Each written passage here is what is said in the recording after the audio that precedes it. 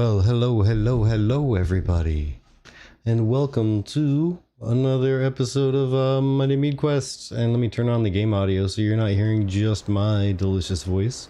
Get to hear some delicious sounds from this thing as well. Ooh. You know, turns out to be a wallpaper most days, but you know, it's still nice to have some kind of sound from it, right? Am I right? All right. So this is like a secret channel. You get to see what Twitch is saying, but they don't get to see who we are. I love it. One-way messages. Yeah, I don't know what's going on with it. It's being really, really weird. I think they finally revolted to all the free users, is what it is. So you guys are trying to use all our services for free? Ooh, hey, oh, stop. There we go. Trying to use all our services for free? Well, forget you guys. Yep. Looks like everybody in multiple different chat areas might need to coalesce if you wish to see what anyone else says. Cape physics are great. They did cape physics well. I mean, you can still make it do weird stuff when you're like whoosh whoosh whoosh. But if you're just running around normally, it's actually pretty fantastic. Swoosh. I like it.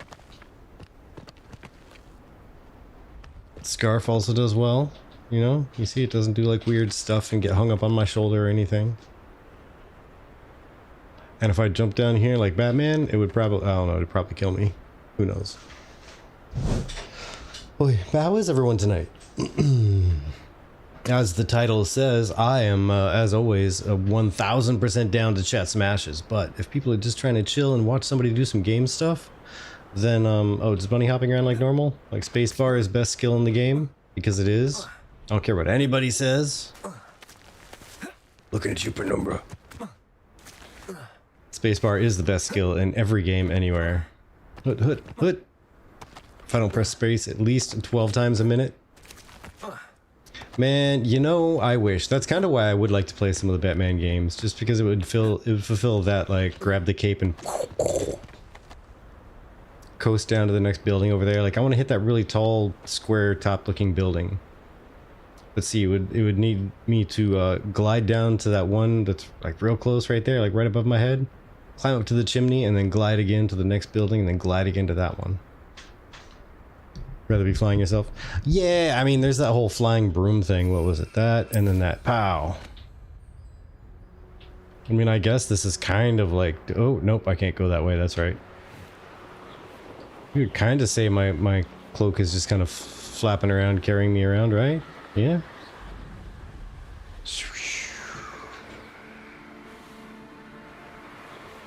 We'll just hang out right here. AV, welcome on in. How you doing? So, folks, did you know that today is the day my watch died? I need to charge it. Alright, there we go. Having issues with OBS? Nah! Oh, well, if you're having issues with OBS, I feel for you, son. I got 99 problems, but OBS right now isn't one. Knock on wood. Because I'm having issues with Restream. Restream is being the jerk to me tonight. OBS is actually playing really nice. I'm 1000% thankful for you, OBS gods. Thank you for blessing me. You shall have my tithe in the morning. But yeah, it is what is it? This is the 16th. It's almost 1 month away from seeing our beloved Alpha 2. Granted, it's only weekends to begin, but that's cool, right? That's cool. We can live with that. Streamlabs, you mean Stream Elements? Because Stream Elements is different than Streamlabs. Streamlabs is kind of garbage. It's, I mean, I don't want to say that exactly. I don't want to be super mean. Because Streamlabs has its place. You know, it's very user-friendly. It's super easy barrier to entry. You can dive in, you can get going, and you can do a lot of stuff for real quick. You work for a living, so weekends are fun. There you go. See, exactly.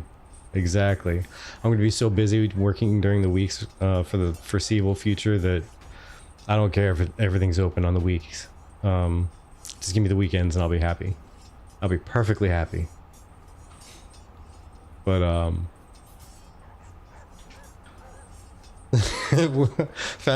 Hammer7 Black says, well, always found it best to start a relationship slowly, so just weekends start, it's okay. I can respect that. I can respect that a lot. King of the Hill work for 2? Well, you see, the problem is, I think that would require me to learn how to code in C#.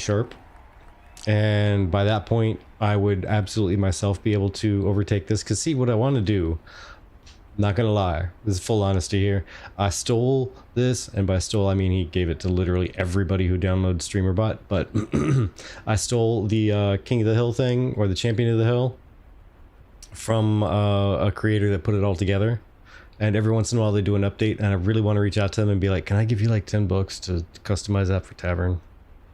Or, you know, 50 or something, whatever it takes, because I would love to have that customized for the Tavern, but I have no idea if they would do that. It'd be great if they did. If I knew C#, I would do it myself.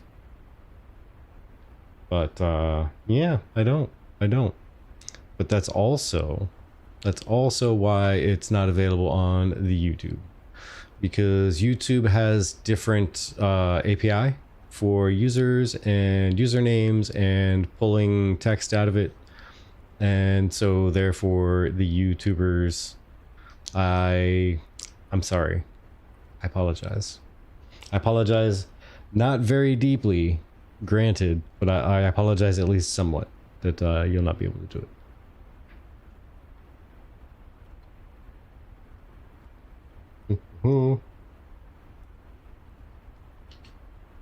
As currently all the info is scraped from how Twitch does their stuff. But either way, it's a cool product, so I'm gonna keep using it, and you guys are just gonna have to deal, I guess. Love you, but you're gonna have to deal. So you never know unless you reach out. I mean, that's fair. That's fair.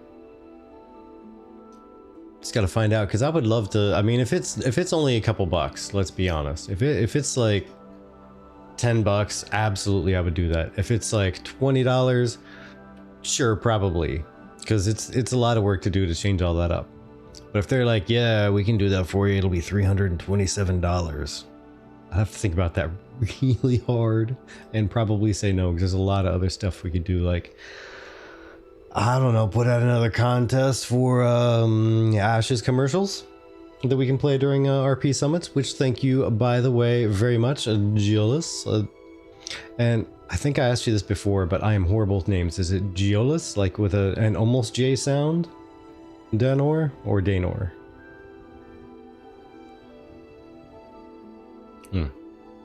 Yes, Geolus. Geolus that. Geo. All right, well, Geo, well, thank you so much for that. Thank you very much. That means the world to us. The fact that people are enjoying it and people are getting some value out of it, that's the biggest thing. We're all about the community, so if people are getting value from what we show, that's exactly what we want. If you're enjoying it and we are providing some kind of a smile, at least in the week, then we've done our jobs. We've done our jobs.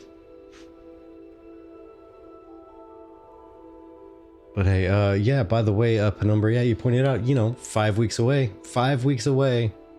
What are you folks looking forward to seeing tested? And how many of you do not have Alpha 2 access? Because I know a lot of people that are really active right now already have Alpha 2 access, but how many do not have Alpha 2 access? Made everyone look good. Oh, yeah. Oh, wait, no, that's you saying you're ugly. No, that's not right. That's not right. I'm the only one allowed to do self-deprecation around here. That's it. Nah, you did great, man. I know you said you were nervous, like right off the gate, but nah, you did just fine. I promise you, there's been other people who've also been nervous. There's been many people who've either stated out loud or in quiet or in the breaks and whatnot between the beginning part and the last part, or what have you, right before stream, anything. That so many people are nervous all the time. Like there's been I mean, some of the people that you know and love in the content creator space right now for Ashes, when we had them on, because we try to find people when they're first putting out videos and they first seem like they really have some passion in it, and not just the typical like the hot topic creator, right? Like the ones who are just on it for the hot button thing for the moment. This is the thing that everyone's talking about right now, so I got to talk about it, make a video right now. But the people who really feel it, we try to get them in that phase and bring them on. And a great number of them have been like, dude, I do YouTube videos. I haven't been on a live stream before. I was thinking about it, or I'm about to, or maybe, but they were acting at least far more nervous than you were, for sure. Well, that's good. That's good. Because, I mean, continuing the story, like that's, I mean, you see where all those people are now that I was talking about. And Penumbra, you value just from my hair? Yeah. Well, I'm about to chop it again. It's getting kind of long. I try to do the whole, like, up and forward thing, and after a while I just start looking at, and somebody picked it out specifically during one stream, and it kind of cracked me up because I always thought the same thing. Jimmy Neutron with the like really tall forward hair, like even Johnny Bravo, like that kind of hair. I'm not trying to go for the super tall, like wow, like the super tall thing, but when it starts to get to that point is when I know I have waited too long to get a haircut. And yeah, Doc, are you talking about Doc Burns? Because Doc is amazing. Mr. Burns. And AV says, my main problem is I'm just not tech savvy, so I get nervous. You know who you could talk to, AV? Have you had any discussions or hung out in a stream with Hidden Dagger In? Have you chatted with him much? Because he might be a person to approach, because he's also said the same exact thing to me. And we've gotten him to a pretty functional state.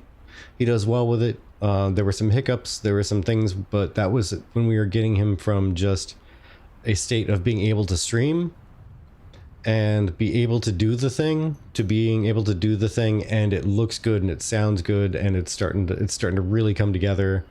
And I think he's starting to get comfortable with it from the last time I saw. But definitely, if you want, I'll make the introduction.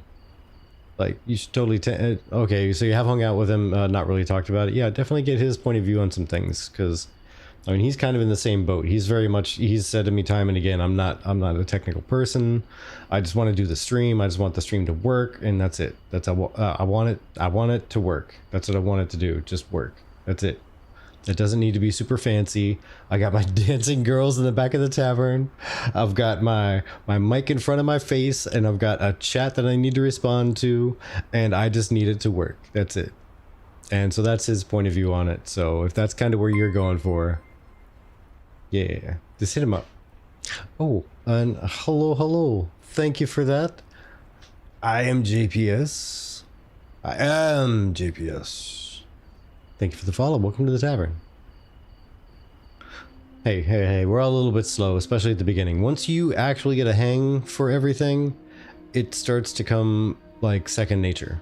It'll just pop in there. You'll be fine. You'll be fine. The biggest, most important thing is being able to talk to people when sometimes people aren't talking back very much. Got a buddy who wants to play Icarus. Are you talking about like the old school Nintendo Icarus, like Kid Icarus, or is there a new one that I'm just not, my brain isn't placing? Because that's the only Icarus I know of. Okay, but it's not like Nintendo, like one of the original releases for Nintendo in the first handful of years. Okay, gotcha. Well, yeah, I mean it's a thing, right? Like Icarus is it's a whole mythological event slash story slash epic. So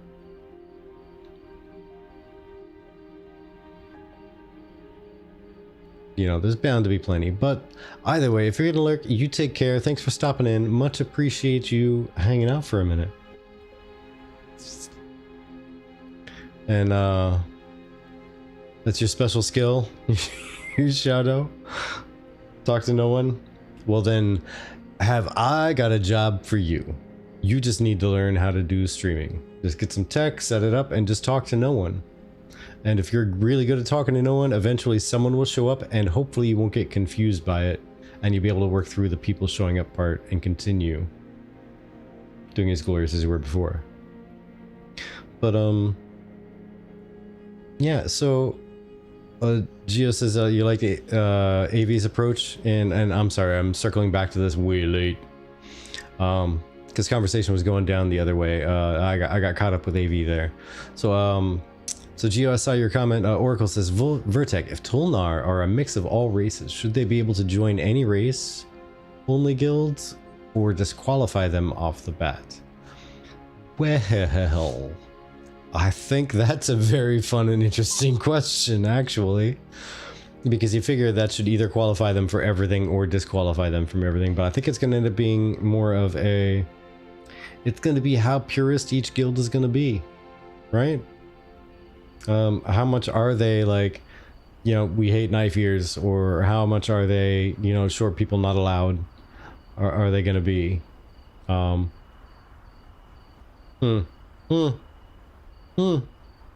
The fun questions. You know what, Oracle?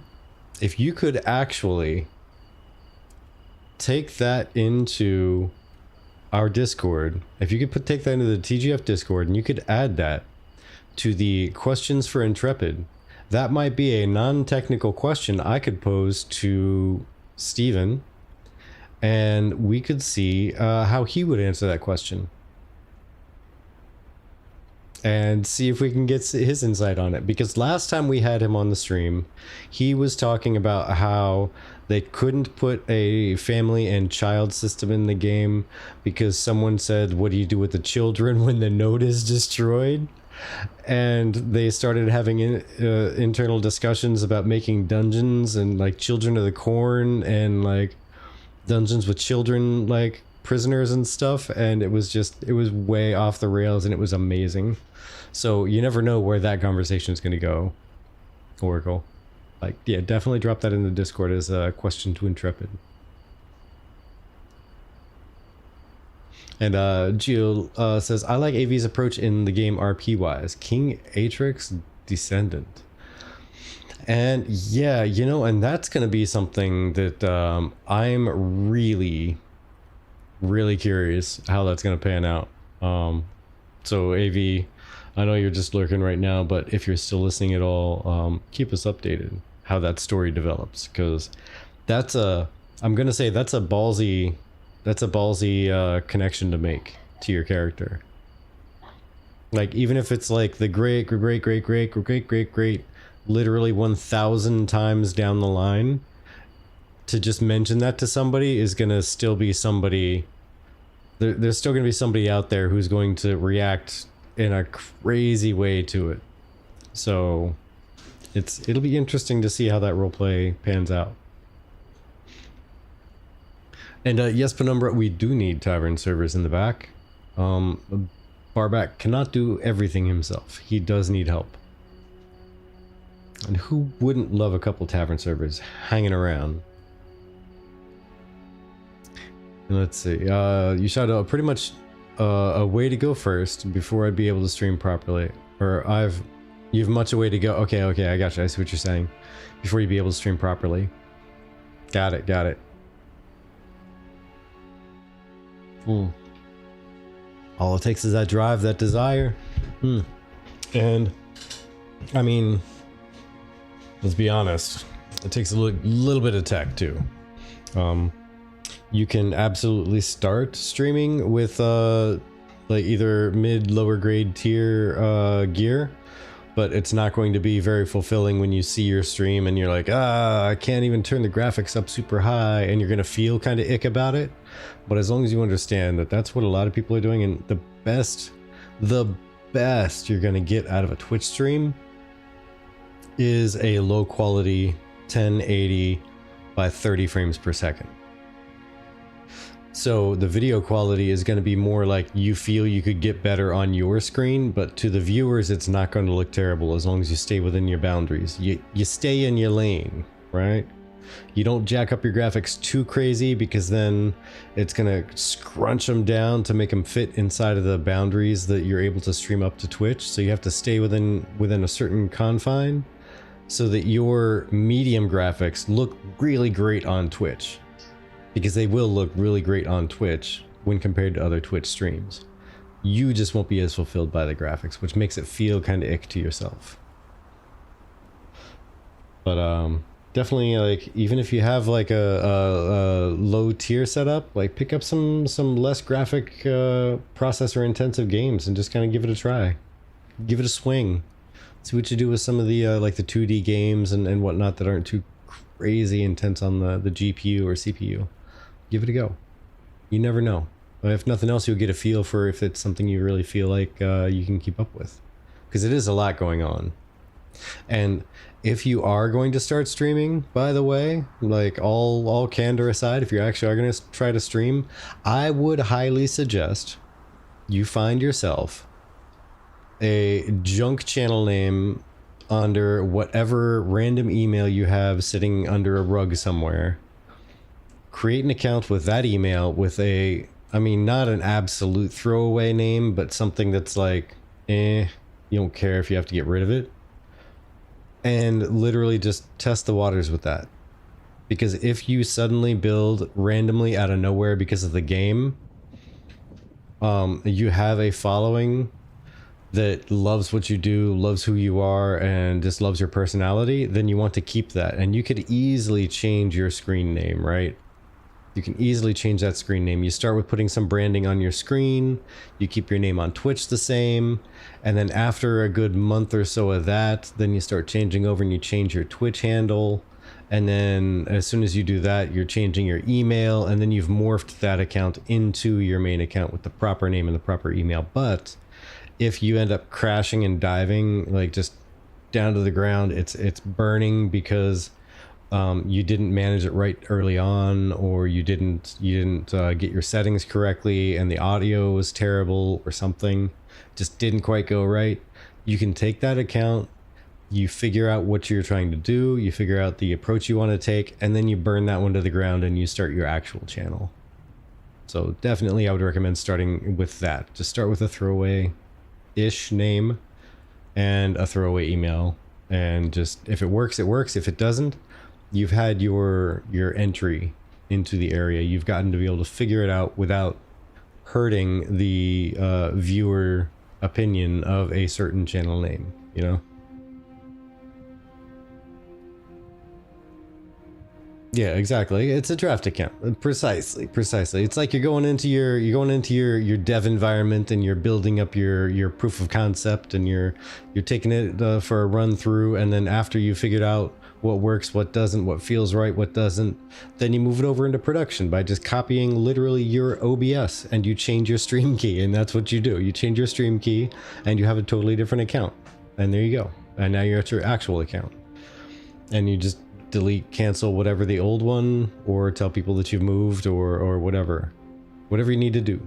But at least at that point, you've had a chance to you know, run your paces, see how you're doing, and then get into it. Let's see. Rewind. Talking to no one seems fine as long as you don't start an argument, says Penumbra. Yeah. But those are sometimes the fun arguments, because either way you win. I mean, don't mention the fact that you also lose, but either way you win. Focus on the good side. There's the silver lining. Look at it. And Penumbra also says Tolnar and orcs are monsters and should be killed for experience. As long as you're talking about the Renkai. If you're talking about the Vek, they are intellectuals, okay? They are intellectuals who study nature and natural phenomenon, and they are interested in learning things and doing good stuff. Not just break stuff with hammer, or eat this because it's tree, or whatever the Tolnar do. I don't know. They live underground. for one reason or another. And I don't know what they do. Because we haven't been told much. We know that they have toes. We know that they have toes.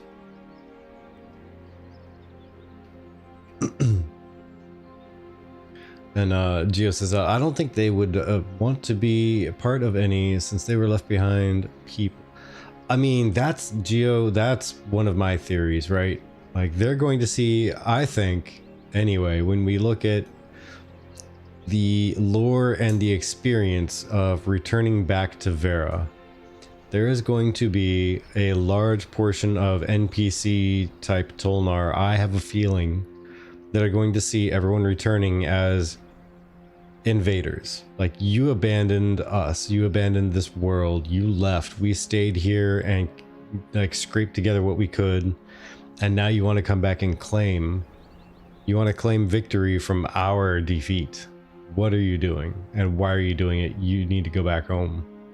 Like, you left once, you can leave again. Okay, bye. So 100% agree. Like, that's what I see happening a lot. Well, I guess not agree because you didn't necessarily state out that, but it's a similar idea, right? Like, they may not want to be part of anything because they want everyone to just leave. Like, you left once, we were doing fine, why did you come back? Peace out.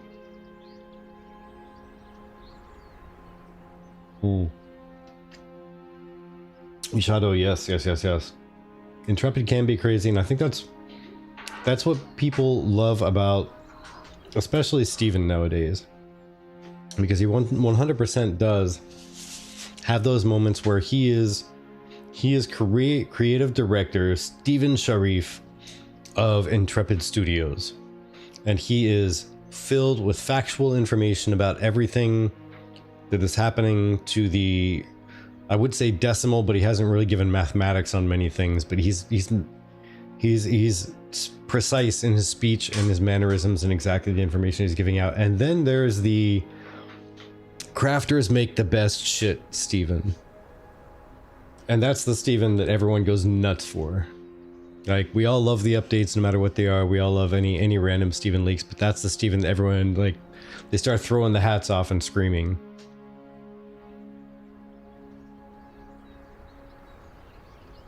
And let's see, all right, so yeah, 3,000 for base setup. I mean, that's a decent PC, you know. By the way, and again, sorry, I'm so behind on this. I just start ranting based on one comment. See, that's the whole talking to yourself thing. We do it a lot. Yeah, 3,000 for base setup. That's actually pretty solid.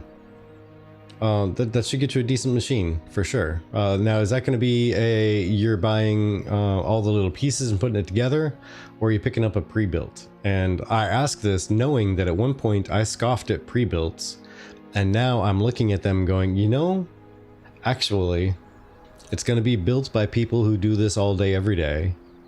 And if I calculate the cost of everything, it's actually cheaper to buy a pre-built from a Micro Center at least. Maybe not everywhere, but at least from Micro Center, it's cheaper to buy a pre-built than it is to buy all the individual pieces at the best sale prices I could find for the last 2.5 years straight. Before that, I had looked once, and it was barely cheaper to buy the individual pieces. Barely. Like, and when I say barely, I mean like not even 1% cheaper to buy all the pieces. But for that point, I was doing it for the experience. Skoptek. Okay. Check out, you're in Australia, right? If I recall correctly, you and Keyboard are both in Australia. Scorptech, okay. So yeah, if I do recall correct, and you are both in Australia, I don't know if you have micro centers out there. I know in the US, micro center is amazing. They're not in every state even, but they're fantastic. If you can find a micro center near you, you are a happy nerd. Guaranteed. And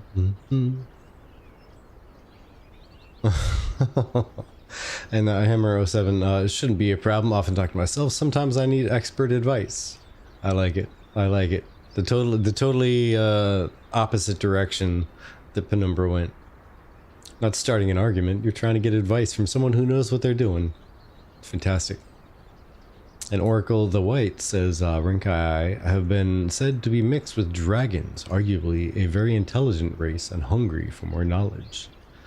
I mean, arguably a very intelligent race, but that's only arguable if we know what the Ashes lore is for dragons. Because you never know. With Firebrand, what did Steven say? Like he's a young one trying to prove himself, and they said that he's a red.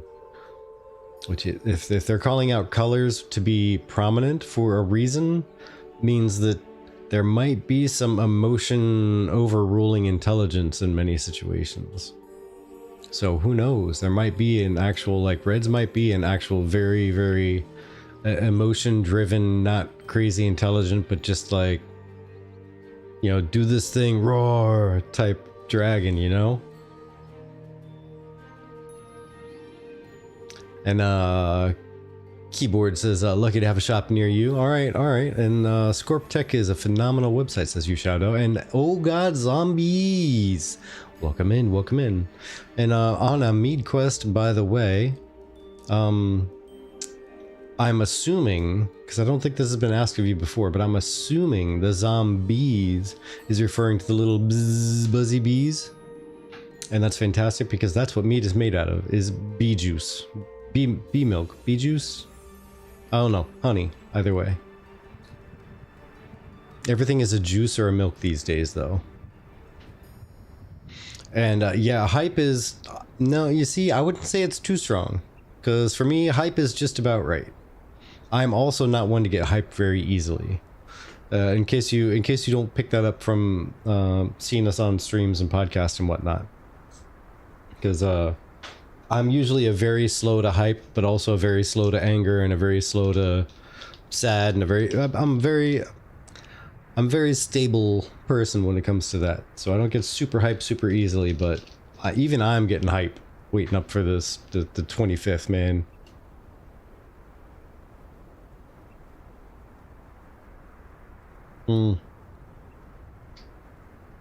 Yeah. Okay, so you play a lot of zombie games?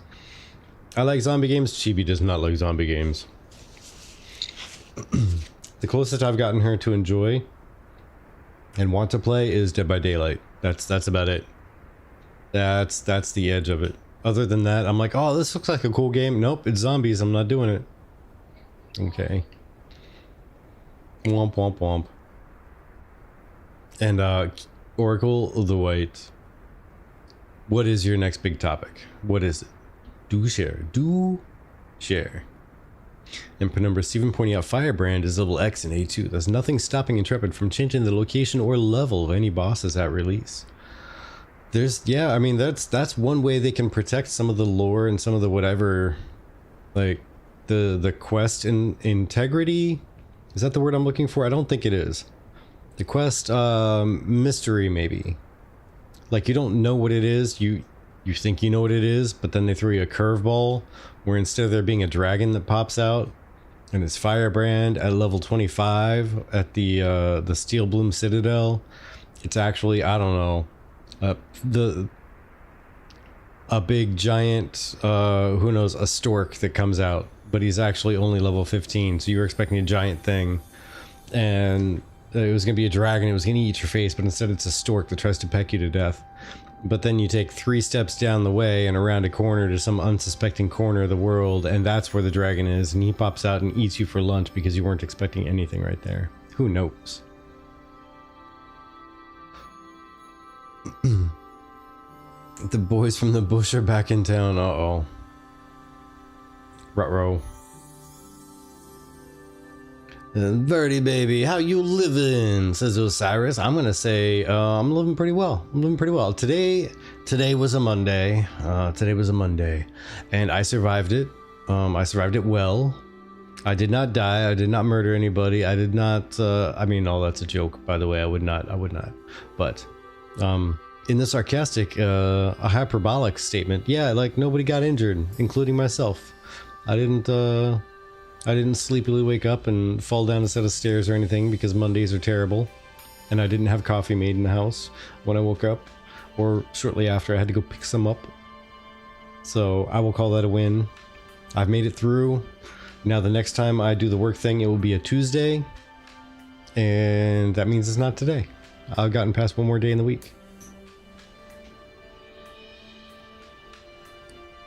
And now I get to hang out with you lovely people. So, I mean, that's always a bonus. Am I right? Am I right? What's up with the guy per number? He's screaming something about spiders. I don't know why. I really hope there's not like a spider crawling around on the wall behind me or something. A giant tarantula. And let's see. If we're going down the color spectrum, says Oracle the White, for dragons on how they behave, does that also mean we will get different color Renkai? I would imagine yes. I would imagine yes, because we've seen what, like the what was it? Is it a red or like a gray? I know it wasn't like a normal flesh tone that we would see in this real life space. It was something like red or gray or something lizardy or just unnatural from this real life place. So if we're seeing a color like that, it's very possible we could see nothing but colors like that. And you know, the veritable rainbow of the, you know, chromatic dragons from D&D or something. Okay, so red and green. Okay, cool. Gotcha. So I was close with the gray. I was close. Keyboard. In a town of less than 10k, closer to Canberra. Oh, you guys are trying to zoom in on where you folks are at. Okay, I see.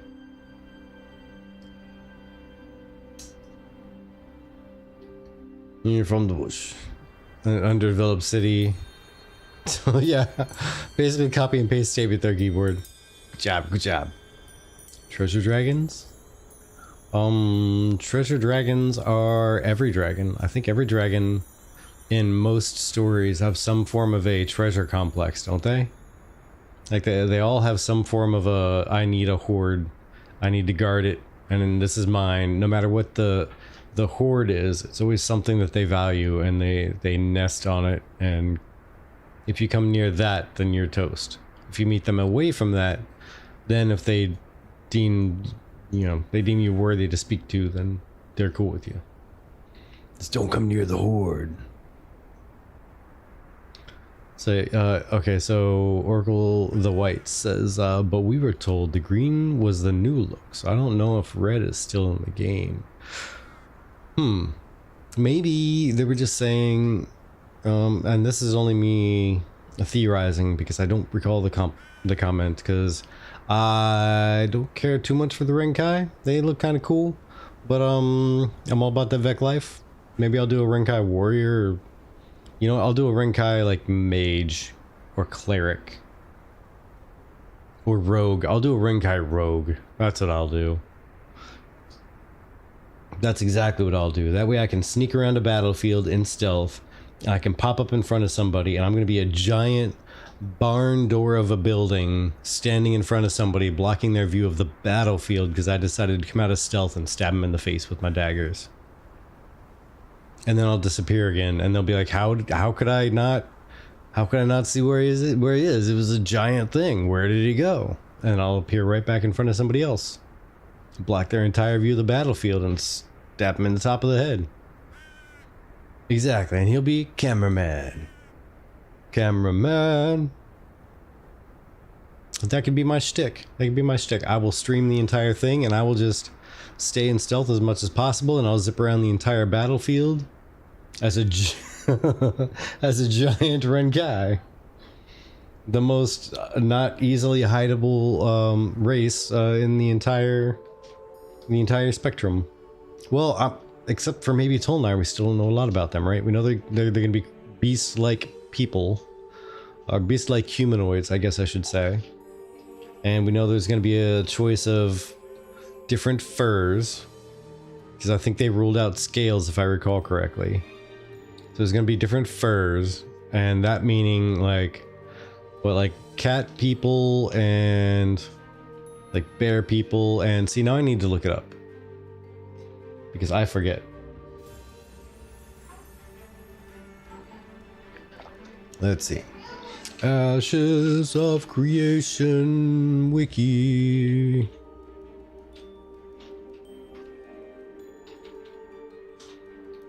Yo. We're gonna go Tolnar, because I need to pull up this picture. Because again, Tolnar are one that I only kind of paid attention to. I've legitimately, when it comes to different races and whatnot, I've kind of just forgotten about everybody except for Vec. And for classes and no, archetypes, I should say.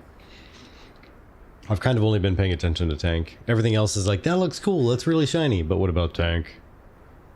I always return back to it. Okay, so we got a choice of fur, or dragony scale. But there weren't going to be scales like fish.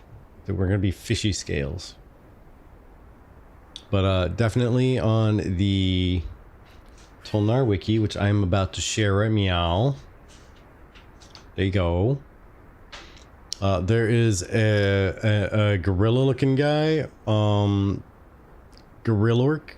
Well, I'll call him a gorilla orc. There's gonna be a gorilla orc. There's gonna be a wolf lion orc.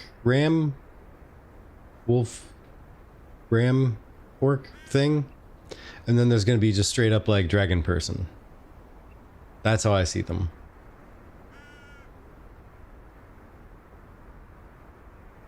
Yeah, you know what? If anybody's familiar with Robert Jordan's Wheel of Time, all of these look like Trollocs. They all look like different definitions of Trollocs, especially the first two. The dragon one, not so much, because they didn't really describe many like dragony like looking things, not like lizard faced, but with actual nostrils and big mouth. But the other two absolutely look like definitions of Trollocs. Especially the second one, because it's like a wolf, but not really, because it's also goat horns, but then it also looks, I don't know, bearish. I don't know.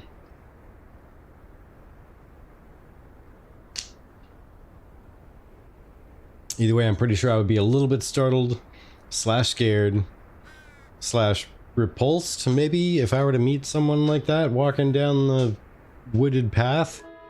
I would probably shriek like a little girl child and go climbing a tree somewhere to get away from them.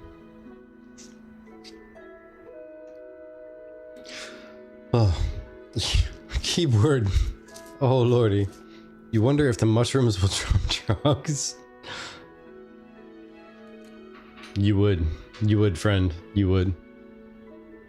And you shout, oh, my first three races will be Tolnar, Gnome, Dwarf, and Starboy Vec. Okay. So in that order of preference, so you'll do a Tolnar first. Which of the Tolnar are you going to lean more towards? Because again, Steven said there's going to be sliders and there's going to be ways to go kind of in between all of the above in different mixtures, depending on how you want to adjust the sliders. So would you be more, I mean, I honestly think it's supposed to be more gorilla-ish, ape-ish, like closer connection to humanity with like not much body fur, but there's a gigantic amount for a beard and hair on top of his head. But then there's Wolfman with goat horns, and then there's dragon guy or girl, I don't know. Those could be feminine features for Tolnar.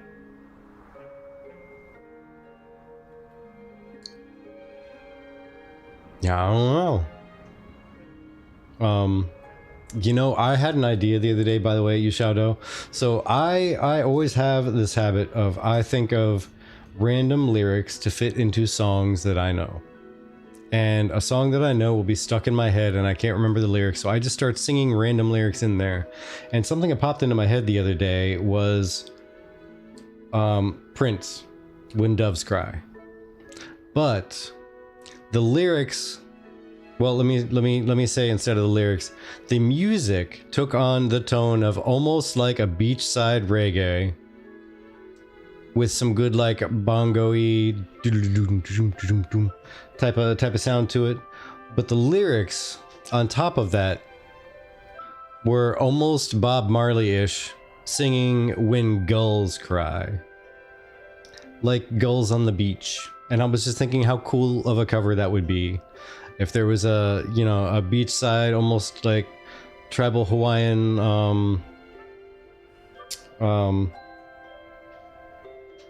what's the word? I'm trying to remember the island specifically. Samoa, like Samoan type of thing, where it would have that kind of an accent, speaking English though, just singing, you know, in a low voice about when gulls cry, and just having like the beach sounds kind of splashing around and whatnot. How cool a remake would that be? Somebody who does music stuff, hop on it.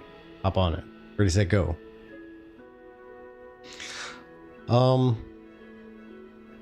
So Penumbra, because I noticed your question there, Oracle. We'll get to that in a moment.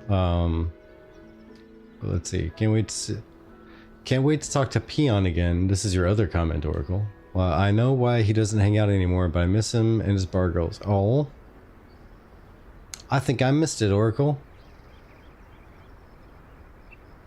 If it's not in, like, personal reasons, what's going on? Is he just like tapping out of the hanging out thing?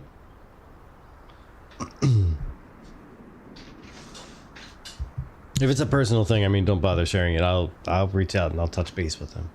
I've been wondering where he's been at, but I thought maybe I've just been oblivious because I've had myself so far buried in work stuff that I lose all track of time. It just disappears on me. I don't even know where it goes half the time. But alright, so Penumbra says that's in an expansion on a new continent with 2 more playable races, a furry and a lizard man. Okay. A furry lizard man. Gotcha. And Penumbra then also says Tolnara a mix of all the minor races, Minotaur and others. Okay. Yeah, I think it's, and you know what? That's the fun thing, is it's going to be literally if it's a mix of every other race in some way, shape, or form. For one, that had to take a really long time, and I'm really curious, but I'm not really wanting to know how that transpired. Like from generation 0, the first one's locked out of the gate, all the way through that path to now there are lizard/dragon people, and there are wolf people with horns, and there are gorilla people with horns. Oof. And just incorporating all the bird people and, you know, potential goblins and gnolls and who knows what other kind of humanoid creatures there are out there. And if nothing's been excluded from that all the races thing, then that could be some pretty wild stories on how that genealogy worked itself down to whoever is existing on Vera today. But I will leave that conversation at that. And so when do you think we'll get character creator? I think wasn't there some kind of a statement on that?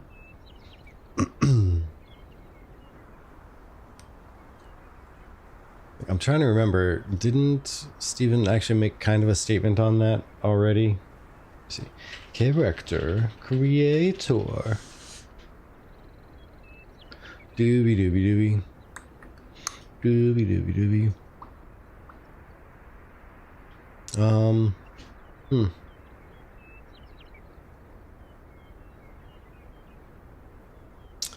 Timeline, they had to have mentioned it in here. Starting from Alpha 2 Phase 1. The character creator will be included in the Alpha 2 client starting from Alpha 2 Phase 1. It's going to be available, but as part of the client starting in Phase 1. It's currently available now, is apparently the quote from the 16th of August. The character creator is in a usable, functional, and testable playable format for Alpha 2. It may not have all the bells and whistles, of course, but that's... Well, hello, love some people. Thank you for the follow. Welcome to the tavern. We are currently discussing character creator and when we think it might pop out, because there's been some Steven statements, but they haven't been quite exact.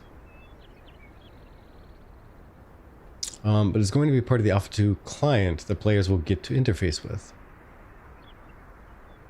And I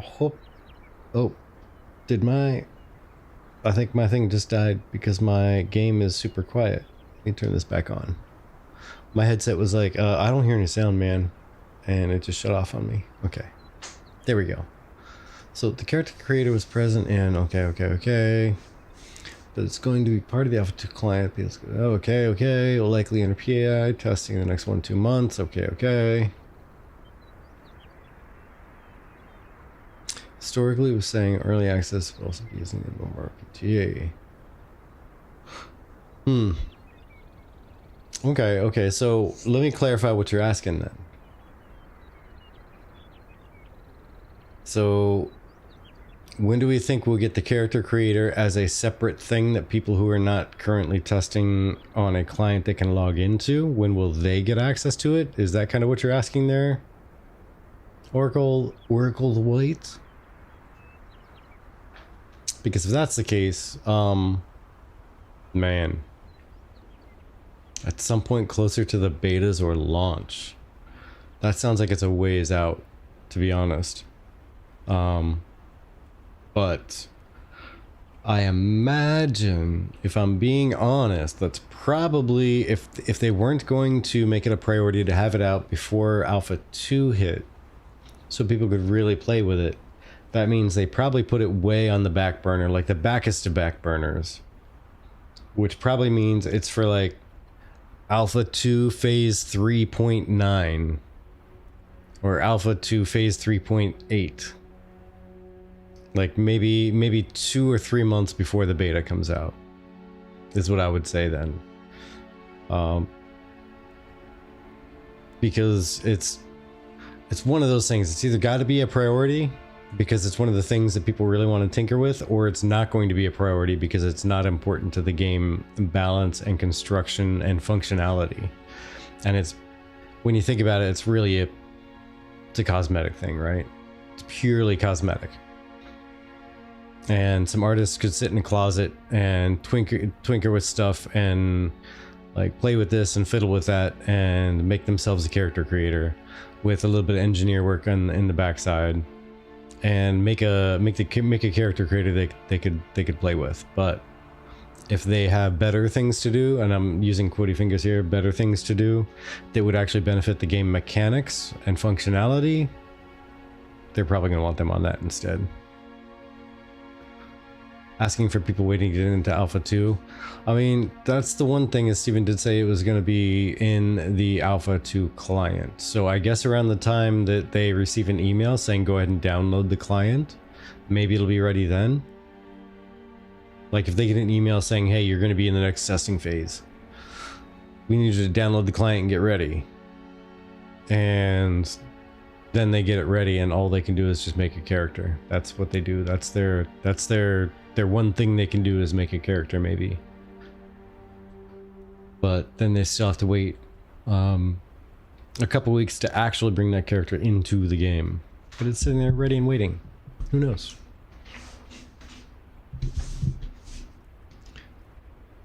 Let's see. All right. So, okay, so Penumbra and Oracle, the White, both said Peon is out because he's testing at the moment, doesn't trust himself to not leak. Okay, I'm pretty sure that part of stuff is an NDA as well, unless he is testing and got approval from Maggie, Steven, etc. to actually say stuff like that. So I'm going to pretend that I didn't say that or read it. Because I think even saying that you're in there without Intrepid saying that you're in there is an issue, but that would make sense, I would say, because I know Chibi and ours isn't even in question, so I could totally say it out loud because we're doing the Phoenix Initiative thing. So since way back we've been doing the random little one-off tests that Steven and Maggie have already talked about a gazillion times. But yeah, it's been real tough not leaking anything this entire time. Been real tough. Not really because of the eagerness of I want to share this, because we really have wanted to share it, but just even accidentally saying something has been really hard. Really hard to not say stuff. Just because if we're talking about it with things and oh, okay, if he hasn't said anything, it's just okay. I mean, that's fair too. That's fair too. If it's just your intuition picking it up, then that's fair. That's fair. But yeah, just accidentally saying something because we'd get in a hyped state and start talking about something. And I mean, let's say that that there was actually going to be steampunk stuff in the game, and somebody mentioned they wish there was steampunk in Ashes, and all it would take is one excited like, but there's gonna be, and then for one of us to say, yeah, there's gonna be, and then realize, oh shit, they haven't talked about steampunk being in the game, which by the way, Steven said a while ago that there's not going to be steampunk in the game, so that's why I'm using this as a specific example, because he said a long time ago there is not going to be steampunk in the game. So it's the only reason I'm using this as an example. Don't get your hopes up, or your disgust up, depending on how you feel about steampunk, I guess. But yeah, if that were the case, like that would be, it's so easy sometimes. Thank God, says love some people. Yeah, no steampunk. Steven said that a while ago. The question came up and he was like, oh no steampunk, no, none at all. No, this is high fantasy, the end. And the only way to even break that in the slightest is because there has to be a lore reason. I think so far, and correct me if I'm wrong, Penumbra or Nuclear, you'd probably be the best two to maybe pull this out of the random vault in the back of your head. But I think the only breaking of that kind of rule has been Stufferton so far, right? I think that's been the only thing that's really made people kind of twitch a little bit.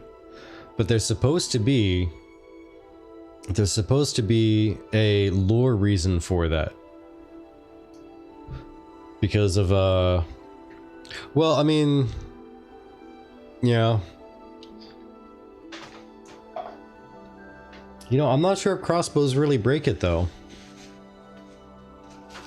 At least in my opinion, I don't think crossbows break high fantasy. Because as long as there's a bow, and there's some kind of, if there's even a single siege machine in thought or on paper, a crossbow has to exist. Even a single siege machine of any kind on paper, even in design, they would have had to invent a crossbow by then. Okay. I was gonna say, there's no way.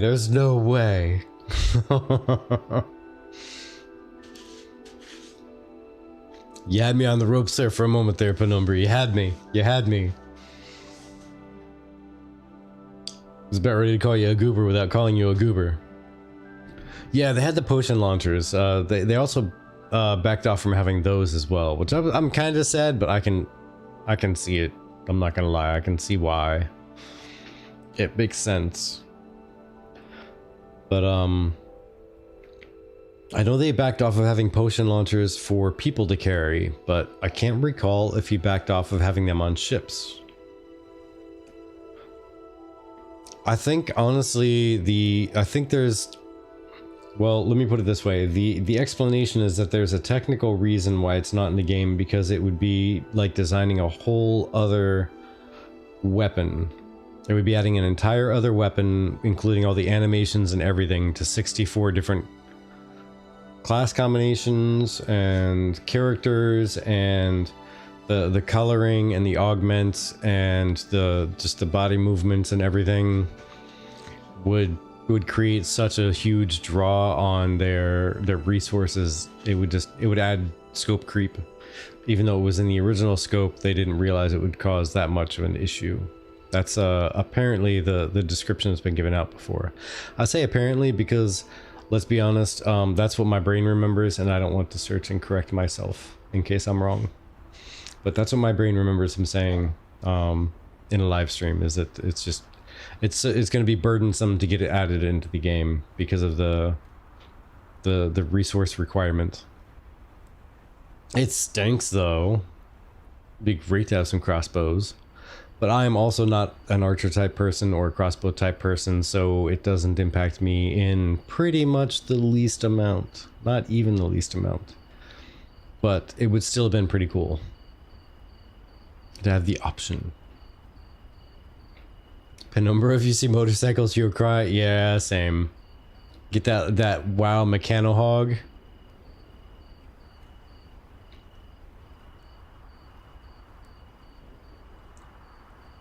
Oh, so spoke Micah. God, I would love blunderbusses. I mean, you know. In theory, that could totally be a magical projectile device, right? Just don't add a trigger. Just make it a really long wand with a big horn thing at the end of it.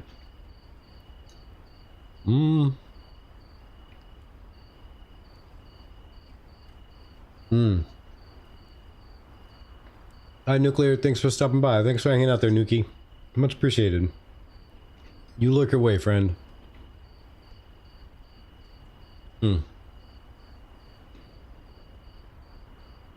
Let's see.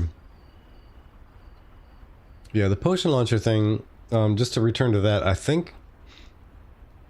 I think the last thing I remember them saying about that was that it might have still been an option for ships. Yeah. The last thing, and that was from... Okay, well, it's a Discord screenshot, so it says today. Okay, 2021. So in 2021, there are still going to be cannons on ships.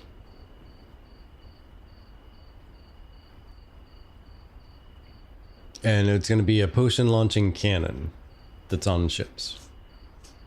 That's the closest thing we're going to get right now. But that's also probably another type of weapon that they would have had to do all the animations for and everything, just like the crossbow. That's so, and I'm sorry to say, so stupid. Oh my gosh. Is that, do you think it's stupid because they're replacing potion launchers as cannons? Well.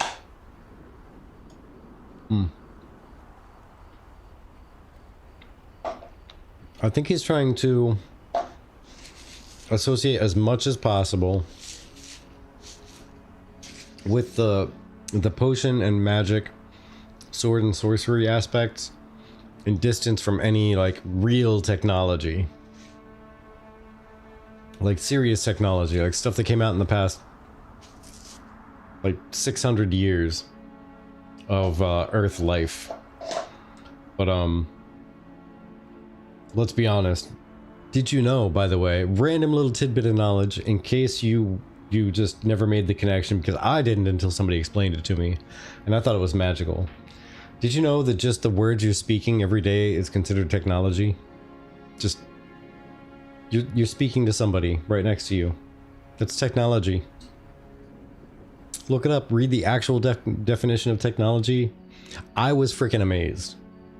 And this is a while ago, mind you, but still, when I read it, I thought I was experienced in the world when somebody told me that.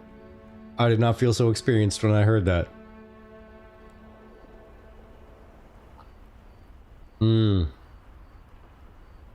Arcane engineering. So,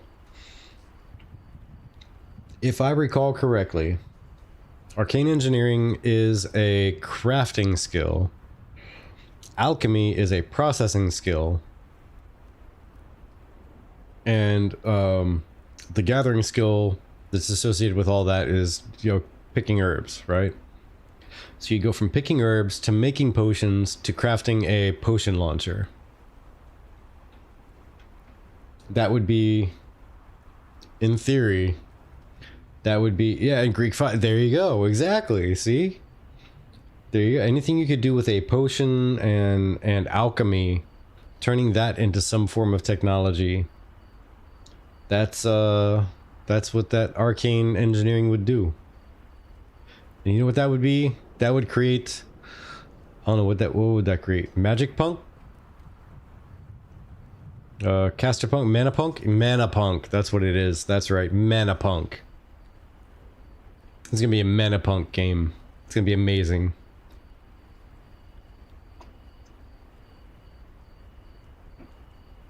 Ash's first ever Mana Punk game known to man. Watch that actually be a term that's been around for a while and I just never caught it. Hey there, Riptide. Welcome on in. Long time no see, friend. How have you been? Everybody meets Riptide. Riptide meet everybody. This is... Ooh, that was loud. That's right. I turned my game up really loud so that the tiny little noises would keep my headset on. Yeah, Riptide's one of my oldest buddies in the digital sphere. Excuse me. Met that guy back in SOTOR days. Was it... I forget if it was like the later alpha or early mid beta phases. I don't know, like 2010, 2011, I think early 2011. Yeah.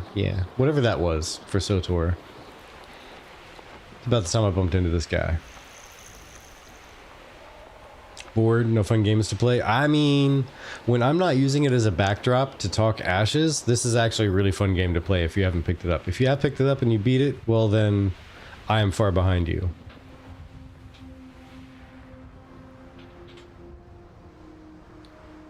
Wait, what button was it to land? Was it this one? No. That one? No. That one? Yeah, I found it. We're going to sit over here and hang out and watch this nice little hamlet over here. That one little tower. Let's see what he does. I'm suspicious. Alpha. Yeah, them were fun times. I wish they had listened to us. I wish they had. All they had to do was make raiding and PvP competitive, and that game would have taken off. It would still be a dominating force in the market today. But instead they ended up saying, well, you know what, how about we just make it so that you can do dailies for a week, and you can get 2 pieces of top tier raid gear. How about that? And at that point, it lost so many people. Lesai. Well, Riptide, maybe it's because you haven't played enough Hogwarts. Maybe it's because you haven't played enough Hogwarts. Alright, Love Some People says, I hope AOC will add armor color, or armor colored tinting in the future, e.g. Warframe. Otherwise, we will all end up looking the same, either through crafting dye, tints, or other techniques. You know what, how does Warframe work? Does it tint the entire armor? Like, is it, let's say, okay, so let's say you grab a, and because I've played some games like this and I really can't recall what it was, but you would grab one color scheme, right? You'd get like a color scheme, it would be like a sphere that would be colored in like rainbow or whatever colors, like it would have multiple shades and colors around the whole thing. Almost looks like an oil slick of different colors.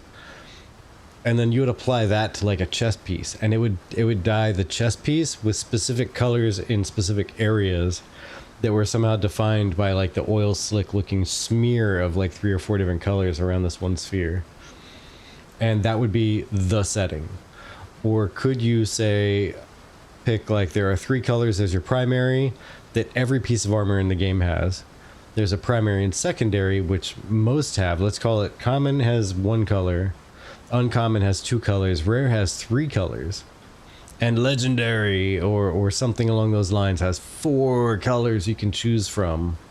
But you would apply like the one colored nugget of ink color to the primary, and then you take another secondary color and apply it to the secondary.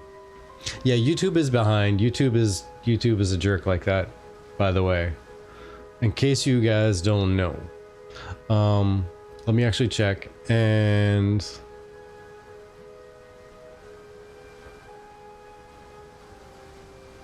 I'm gonna check something here just to see. All right, so Twitch is, and oh hey, what do we got there? What happened? Riptide subscribed to the channel. Thank you, Riptide, much appreciated. Cheers to you. I hope you have a drink, because I have a drink, and I'm drinking with you as long as you're drinking. But yeah, one output source says 4.6 seconds, 4.8 seconds, 4.5 seconds, 4.6 seconds. The other one, however, says 17.7 seconds, 17.8 seconds, 17.7 seconds. So yeah, almost 18 seconds. It's like an entire 12-second difference. And I don't know why. I think they like to have a healthy buffer, like a really healthy buffer. All right, let me rewind here a little bit. But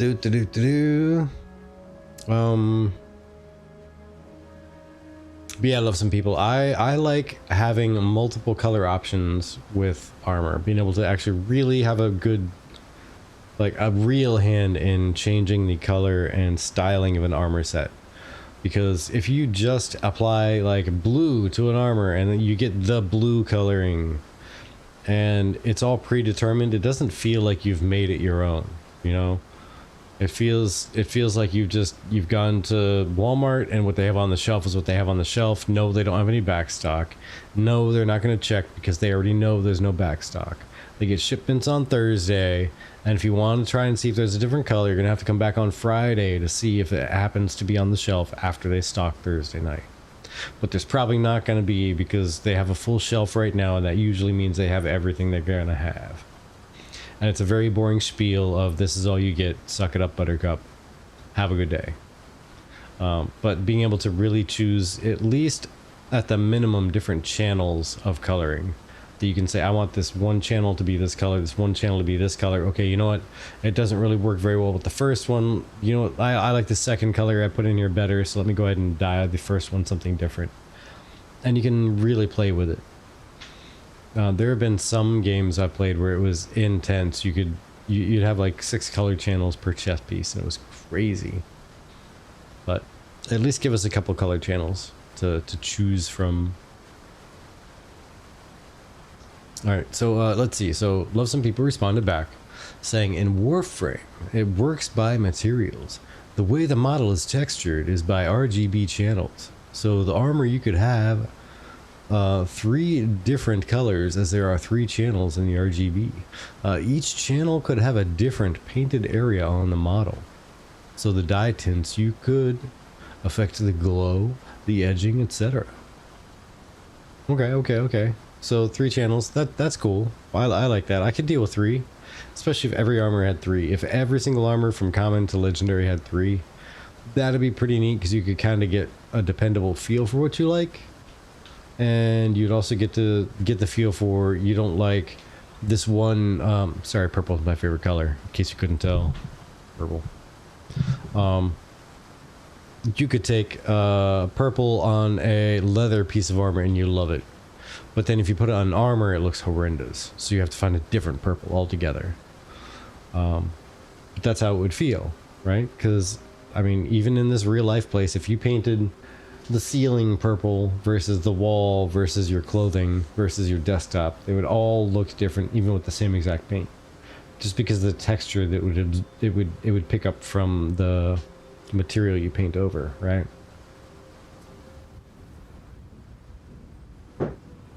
So Melfright says Oracle true, armor from the start of development looks horrible compared to new designs.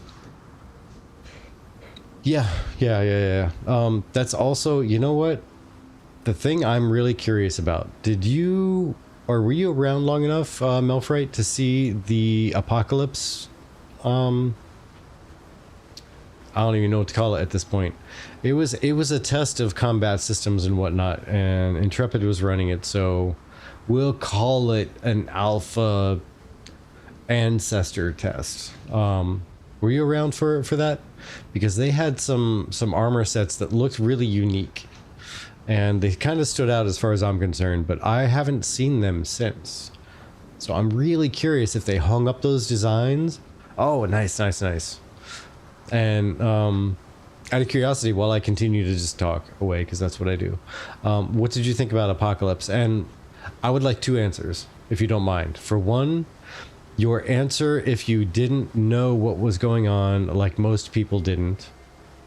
And for two, how you actually felt knowing what was going on. Intrepid explained everything, and you knew that it was going to be, well, new because you don't really know.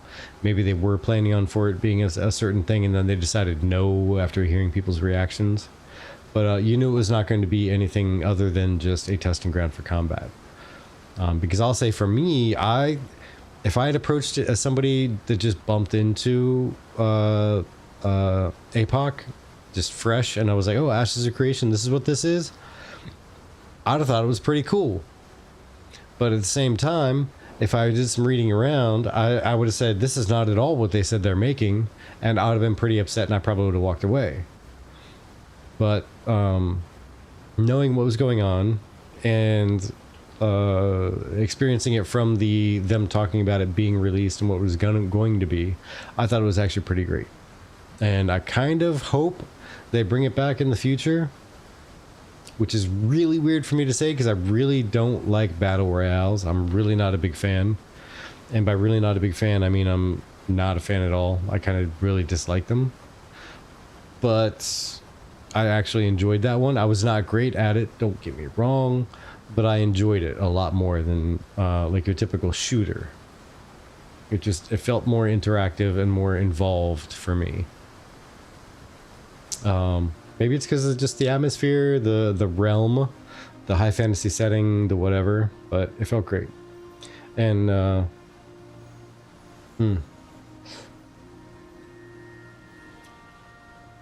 had way better sets. Yeah, they were actually really cool. It kind of makes me hope for them to incorporate that as, I don't know, maybe a battlefield. Well, think of this, all right? So you got Ashes of Creation running as it's stated to be designed right now, but one of the battlegrounds, you can go to a military node or scientific node or something along those lines. Maybe scientific, we'll call it scientific, right? You go to a scientific node and they've researched a way to get you to experience via the power of the essence, and they can explain that however they wish. Some previous battles in history, and these previous battles in history are you going back and playing that APOC client, but repolished up for you know, the UE5 engine and their new art and their new everything, their new approach, their new architecture and everything.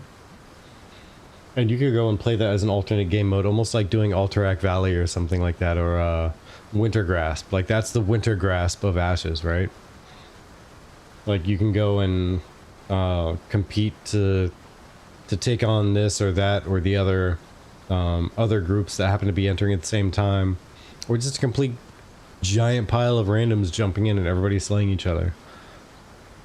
But your goal is to just survive. And, you know, whatever node ends up getting the last winning person or scores the most points or whatever the case may be, maybe that node gets a giant bonus to experience or something.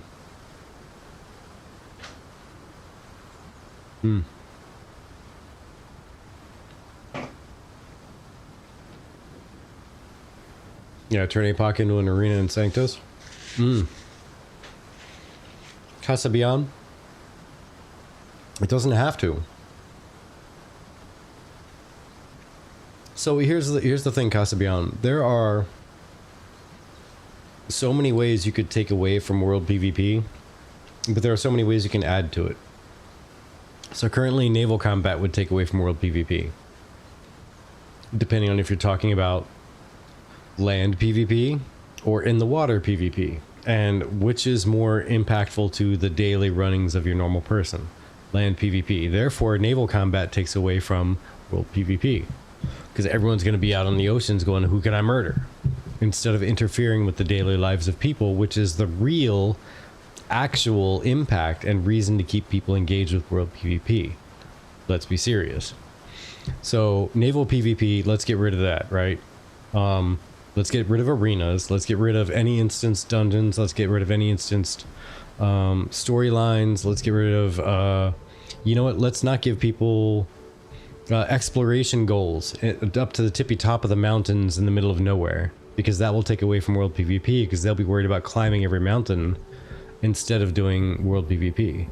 And there's so many things that really enrich the world and really enrich the average player's experience and really give you a variety of experience. And that's the important part, is giving people a variety of experience. Maybe they don't want to walk around and just collect logs all day and get stabbed in the back by Jolly McLoggerton the 17th time of the day, because he's just all about enticing people into fighting him back so he can get their log piles, because they're just chopping down trees all day, and he just wants to entice them into PvPing. And that's all that happens all day long every day, because there are no instanced anythings, there are no naval combat, there is no like anything that takes people away from literally wandering the world looking for people to slay. That's kind of, I don't know, I think it takes away from the flavor of the world. You don't have any choice at that point. You're either engaging in world PvP, or you're selling stuff that you found while engaging with world PvP, or you're gathering, right? And I get what you're saying, so don't take this all as criticism. I get what you're saying, because I also feel, on the flip side of the coin, that there is not enough engagement for those who like PvE. So there's not, and we've had, or at least I've had, Chibi hasn't engaged with this as much as I have, but there's not enough engagement for those who enjoy PvE. And that's very important, highly important, incredibly important, to the point where most people will absolutely neglect to see it. Important for world PvP. If you do not have a regular draw, continuous draw, strong driving intent for somebody who is interested in just PvP content, and they really want good PvE content rather. They just really want good PvE content, and that is their driving motivation for a game, but they need it to mean something and feel impactful, feel fulfilling, and you don't give that to them, you're losing a giant player base that is going to do things like go out and gather random things that are gatherable items in a dungeon while they're fighting things to get to a dungeon boss or a raid boss or whatever that could be slain in world PvP, to drop that stuff to introduce into the economy, right? They could be out in the world randomly walking around doing something. Those are targets. But if you entice them in with PvE stuff, and then you also give them PvP things, you can entice them to play PvP on occasion at least, which then increases the crowd size. Because would you rather play a 3v3 battlefield, not a 3v3 arena, but a 3v3 battlefield that's meant to house like a 20 versus 20 or a 50 versus 50 or 100 versus 100? Would you rather a 100 versus 100 battlefield that has so many objectives and so many cool things to do? Would you rather there be 15 people on there who are all like hardcore PvP, yeah, come here, sucker? Or would you rather something be filled to the brim? It's capped out, it's 100v100, and there's actually a large portion of people who they don't really like PvP for the most part, but they're playing it because they love the rest of the game. They love the fact that they can go and they can do some PvE objectives, and they can play around with this stuff. And they've filled the battlefield with just, for the PvP bloodthirsty, that's willing targets. That's willing targets. Those are people who are willing to risk the PvP interactions because they love the PvE components, and they want to mix it up, and they want a variety of content. That's me. By the way, that's me. I love my raids. That's what I'm all about. That's my #1 priority in games. Raids. If it's going to be interrupted by PvP, I'm not going to enjoy it as much. I might end up, and this is the true fact, I might be just a tavern keeper.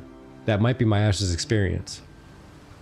And depending on how the balancing works out, I might not do any of the PvE, and which is a shame, because that's my loved content.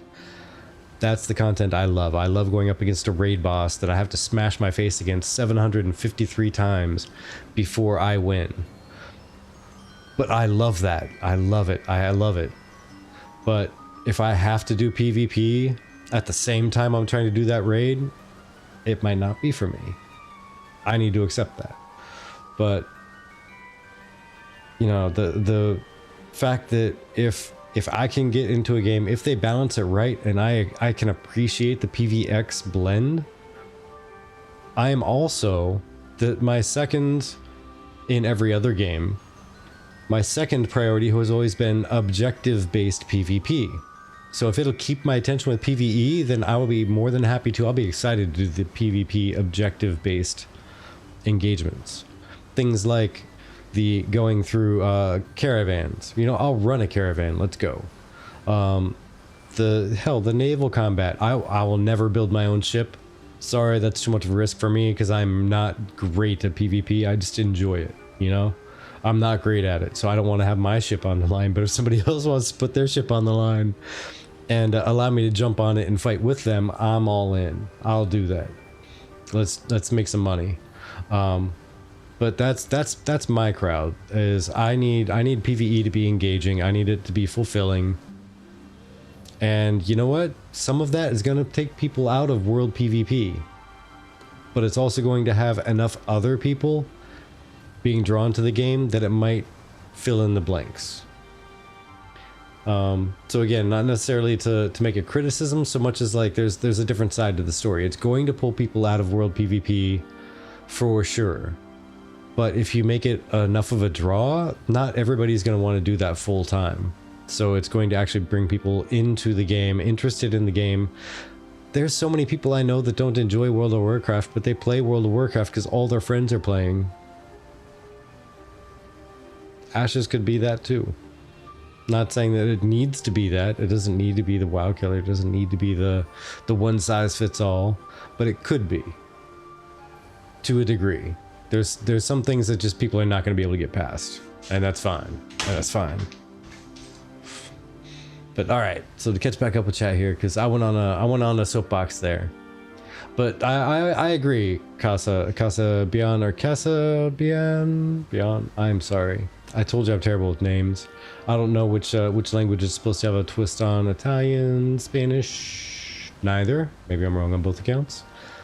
But I am also kind of an all or nothing person because I will be absolutely sarcastic and I will say, you know what? If we don't get instance dungeons, we should probably get rid of instance arenas because, you know, there's no risk there. You're just playing PvP. You're practicing for world PvP for free in a risk-free environment. And it's risk versus reward. There's no risk in there, so let's get rid of it. Sarcastic, but is it far from the truth? Oh no. And I'm gonna go ahead and I'm sorry, I'm gonna skip a lot of people's comments here. I'm sorry. I try to cover everybody's comments, but I went on a whole monologue there. But yeah, Yushado says, I want a society simulation with dynamic world events and a plethora of gear and class customization. That's what Ashes of Creation is. Yes. Society simulation with dynamic world events. That's part of kind of what I was saying. There needs to be a large variety of content for people to play. At least something for everybody. If there's not something for everybody, then there might not be that husband who wants to play with his wife. You're gonna pull both of them out because the wife's not interested, or who knows, the husband's not interested. I've known plenty of couples that are the exact opposite of the typical socially recognized couple thing, where the wife really wants to play the games and the husband's like, no, that's a waste of time. That's not productive. And if you don't entice the one, you're not going to retain the other. So you actually lose two people instead of one because you didn't entice and bring the one into the fold. That's my only worry. That's my only worry. Is that there's going to be so much concern about keeping people in open world PvP and keeping people in PvP and keeping people in PvP, but guising it under the marketing term. Somebody said that PvX is a marketing term, and I went 100% agree. And when you think about it, you can do nothing but agree. And if you ask me to, I'll explain to you why. But if you really think about it, you'll probably stumble across the same conclusion. Think about every game you've ever played, and think about the definition of PVX. 99% of MMOs are PVX, so it's a marketing term, purely marketing. It's like saying my automobile works with many types of gasoline, not just one. Well, yeah, that's all of them, man. They all work with many types of gasoline. They just, the old cars knock a little bit when you use the cheaper stuff. That's all. But it's still the same thing. It's a marketing term. But yeah. So let's see where we're yeah. And Riptide says or something. If the PVE is constantly fought over, and that's the thing, is if you can make PVE an objective that people want to get to, like they want to get to it, not just that PVE makes the best gear, because PVE makes the best gear is a great saying. It's highly motivating to get people to want to craft. They want to craft, but they need to want to play the game, not just craft. It's kind of like, I mean, I don't know. It's like picking a random game and saying like one system in there is what I want to do because it sounds like it's important. Well, does it sound fun? I don't know, but it's important. Well, does it sound fun to get there? I don't know, but it sounds important. Nobody's going to say that ever. Like they're going to want to make sure that it sounds fun, it sounds interesting. A reason to do that, not so much that it's an important portion of the game. Because, I mean, you could say that, you know, shooting people is important for Counter-Strike. But if people don't like well, not PvP, but if they don't like first-person shooters, that's it, FPS. If they don't like FPS, then they're not going to like it, no matter how important shooting people is. Shooting people is the most important thing in the world.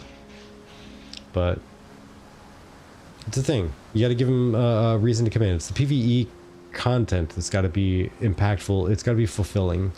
They feel like they're accomplishing something, that it wants to bring them in.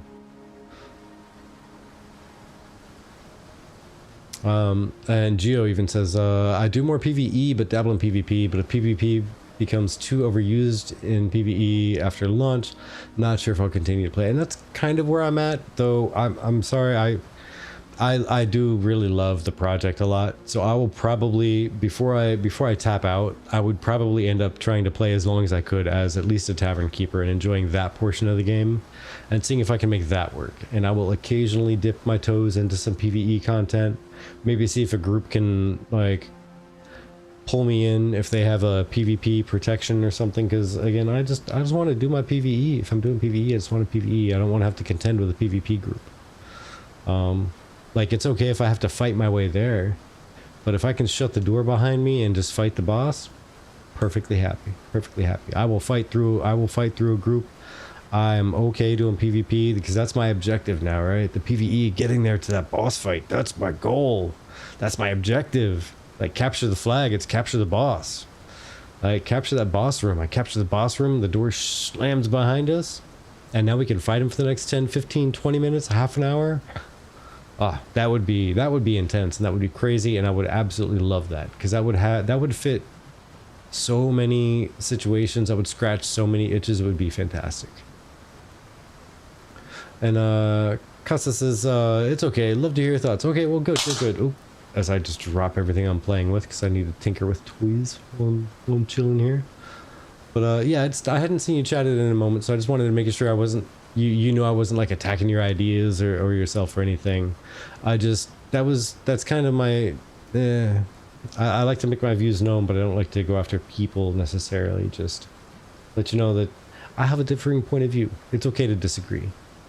People can disagree. Different opinions make things grow, right? You don't learn anything if all you hear is the same thing over and over. Or in my case, in this situation, read the same thing over and over. If I read different things, then I can get a different point of view. All right, let's see here. So Riptide says, I want loot from PvE and crafting to not bind to your character at all so that it can be sold in the open market. I think that's how most of it's supposed to be. Most of it's, yeah, and Love Some People came right back right after that and said exactly that. There's going to be very few soulbound ideas, and it's going to be like legendary things and like some named items and that type of thing. It's going to be very, very few. But that said, things are going to debate or not debate. I read debate. At the very moment, Bergend, perfect timing, perfect timing. I was gonna say things are gonna break over time, and as soon as I went to say break, like your message came up and debate just popped into my eyeball. But yeah, things are gonna break over time, even if you keep repairing them. So, you know, that's a thing. That's a thing. And yes, Bergend, debate is very healthy. It is very healthy. Just getting different points of view is one of the most fantastic things about social interaction.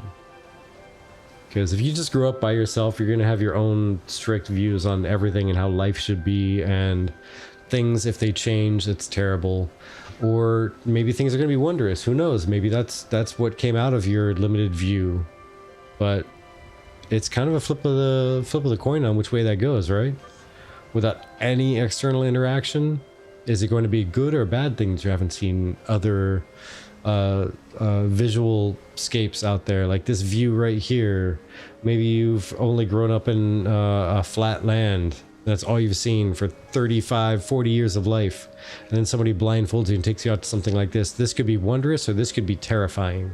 Like, what the hell is going on here? Why is the land not flat? You could freak out and just jump off a cliff.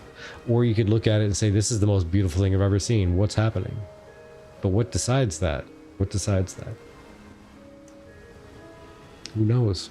But all you can do is expose yourself to different things.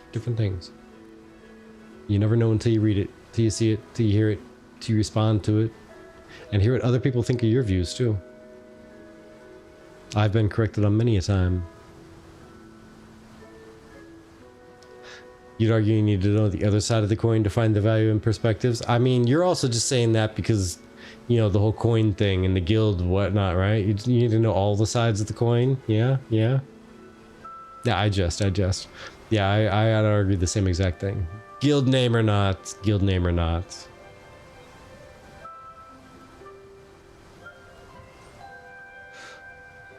Let's see. Okay, so Jan says server dynamics will probably play a large part in that. If you find a more RP or PvE oriented server, you'll be less forced to PvP. That's possible. But we've bumped into some people that are all about that RP PvP and RP PvX and etc. But that being said, they might be a little bit more open to.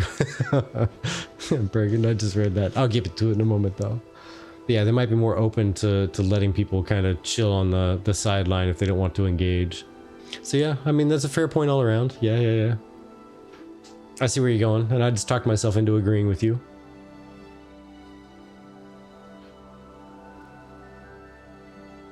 Alright, let's see. Scroll on down here. Bring on the RMT. Oh no, Surgeon. Oh no. How dare you? Junior Lobster, welcome into the tavern. Grab a drink, grab a seat.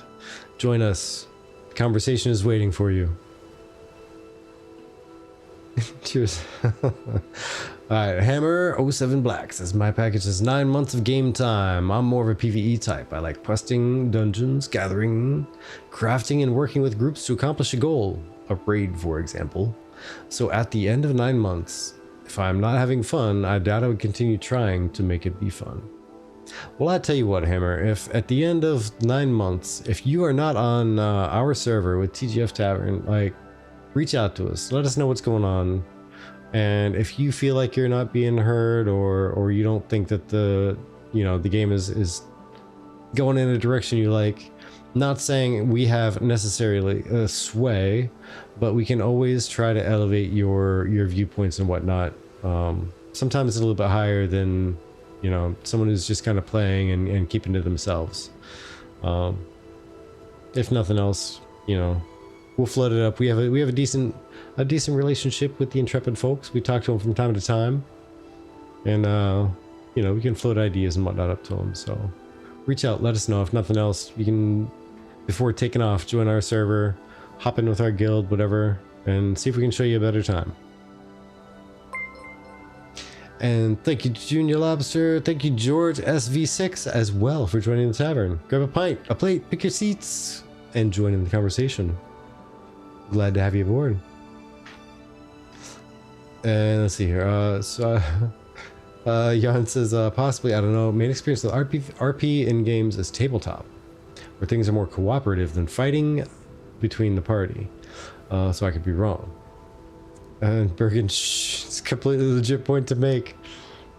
I mean, fair. I just had to point out the other side of the coin. Wink, wink, nudge, nudge. Yeah, yeah.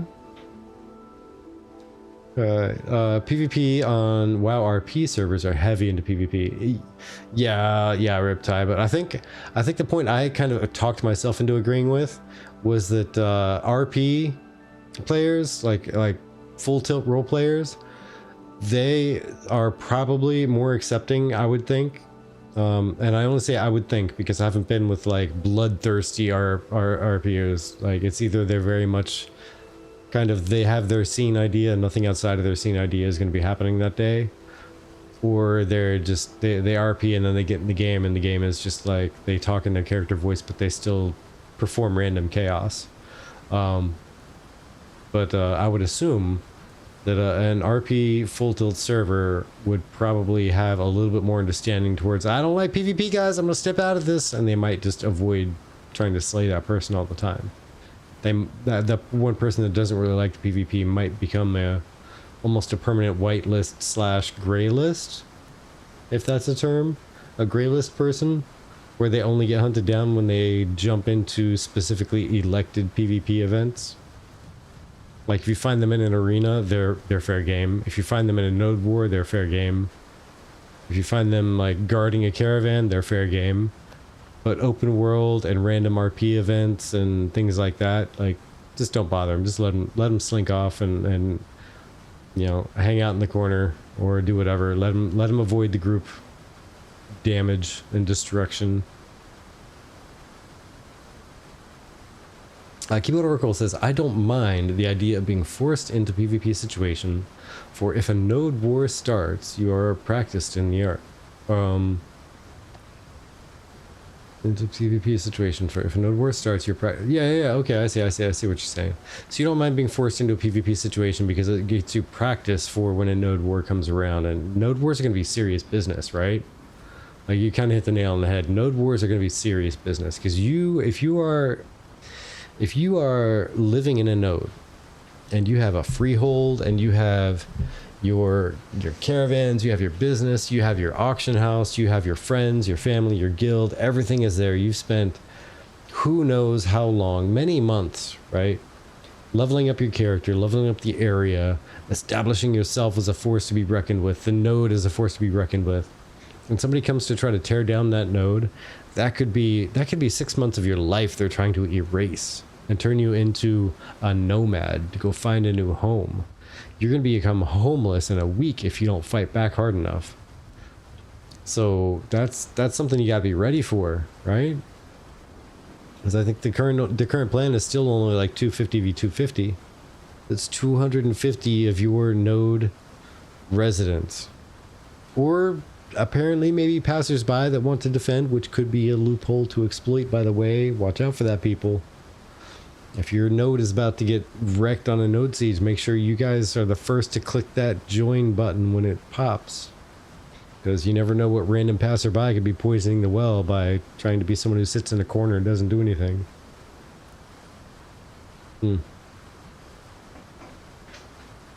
Maybe that's something Intrepid should do, is put like a, I don't know, what do you think, like a 20-minute timer at the beginning of a node war where only residents prior to the node war declaration can actually join to defend the node. Anybody can attack because obviously a node can have any number of enemies, except for apparently vassal nodes. You're not allowed to fight your parent node. But anybody else could absolutely be an enemy at any given time. So maybe residents to defend, you have to be a resident for the first 20 minutes of a node siege. You have to be a resident in order to say that you're going to defend. That might be something to help prevent a little bit of the cheese or a little bit of the poisoning of the well.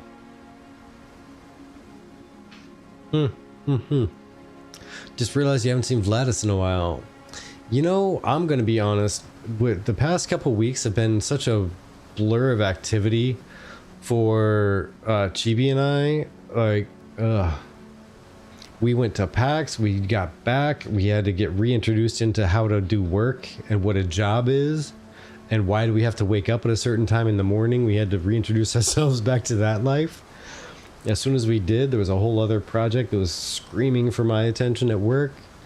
And then we had the RP summit. We had to do a flurry of effort to get all built up and put together. And yeah, so I'm going to apologize. I feel like a bad friend. If Vladis has been not around for a while, then I'm going to have to swing by and say hello. I'm going to swing by and say hello. See what's going on with him. When is the last time he streamed? I'm going to have to take a look. I mean, not right now, because honestly, folks, I'm loving chatting with you all. And I normally hang out to like midnight, but talking about all the busyness and everything that's been going crazy lately with just us having a lot of stuff to do, it never ends. And with that being said, even right now, there's stuff to do. So I do have to tap out, but I'll take a few moments to do so. I'm going to casually run away from everybody. Something just made a tink on this. Oh, okay. Darkwing Duck 6. Welcome to the tavern. Welcome on in. Grab yourself a pint, a plate, and pick your seats. Join the conversation for at least the last few moments that it's going to be here. Because I'm about to take off. I'm about to find someone to raid. So if anybody has any preferences, please let me know. If not, I'm going to see who I can see. I know we've got a Wickersloth playing some Star Wars Galaxies. We've got Envious Gaming playing some Dungeons and Dragons. And yes, that is Envious Guild. We've got Tech Deck 22 chained together. We got some more Dungeons and Dragons people. We got more Dungeons and Dragons people. We got a Van Davey playing some Warhammer 40k, Space Marine 2.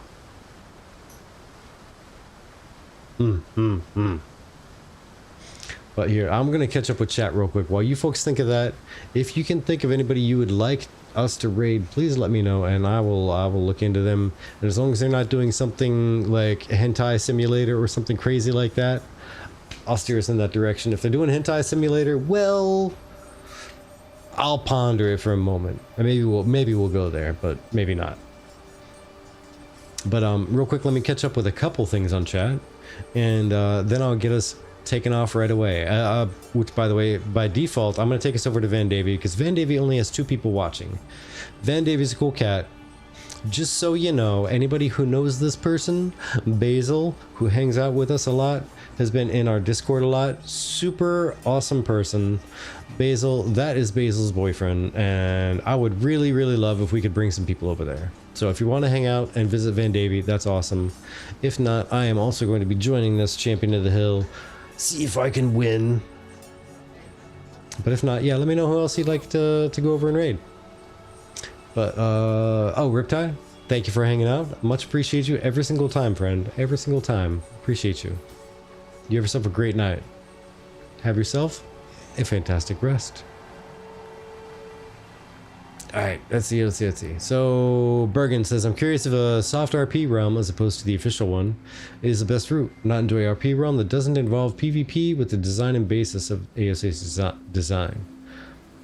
I mean, I think it's the best route to go, to be honest. Like, having a hard RP realm, a hard defined RP realm, I think it makes it a little soft, because you get just, I don't know. I don't think it feels right, because I've experienced a couple games where it was defined by the dev versus just defined by the community, and it's felt different when it's been a community defined one. I can't tell you or explain exactly how different a feel it is. Maybe you, as more of a core RP player, can, because I didn't that wasn't my core reason for going. I was kind of following friends, and I just noticed that it felt different, really.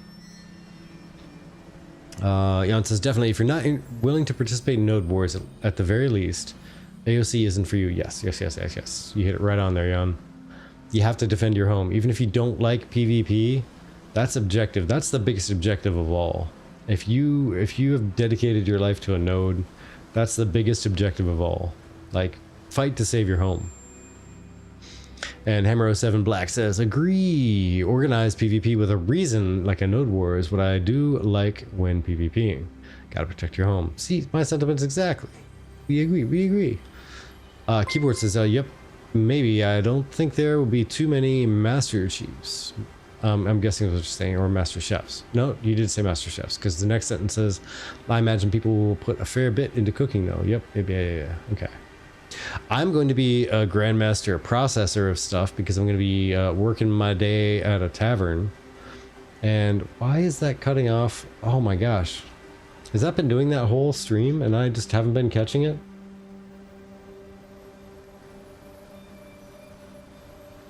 Hold on.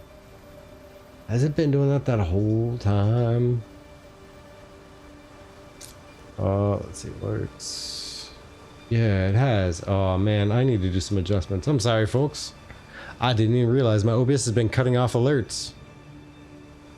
Like halfway across the screen. I just happened to glance over and I saw like half a chibi on an alert. That's terrible. That's terrible. I'm sorry. I'm sorry. Alright, where was I? Where was I? Before I got lost. Self-repair, okay. Organized, okay. Master Chefs, okay. Yeah. I'm gonna be a tavern, so processing full tilt. After that's gonna be cooking. Narrow ASC, I'm gonna RP as Virtek's personal bodyguard. I'm gonna escort you to pick flowers and stuff. Hey, you escort me to grab anything. It's gonna be for processing to create some meat and food at the tavern. So marrow or marrow. I'm gonna say marrow. You'll earn free meat and food that way. You'll earn free dining. Junjin 1004. Thank you so much for the Prime sub. You are greatly appreciated. I'm gonna actually give you a cheers with the very last bit of booze that I have in my chalice. It is gone. It's all because of you, and I thank you. Appreciate you, but yeah, pull up a chair, grab a pint. I'm not gonna be here at the tavern too much longer. We're about to raid over to someone else, but please do swing on by. Every Tuesday we do a tavern talk where Chibi and I both get in here. We hang out with folks from the community in our Discord, talking about anything really. We sometimes have like a couple goal topics, but they're purely open-ended. We will bring like a link to a conversation on the internet, and we'll just talk about something with Ashes for the next hour, hour and a half, and it all stems from just literally one link that we started at. Totally casual, totally chill. We both will have one of these with drink in it and partaking. Feel free to join with the partaking and the chatting. Every Saturday we do a more professional and civilized stream where we interview a guest. We try to introduce people to them. We try to introduce them to the people. We talk about them, their content, or their community role, because we don't always just have content creators. We have just people from the community that do things like, I don't know, organize PvP tournaments randomly. That's actually the tech person. He did that in Alpha 1.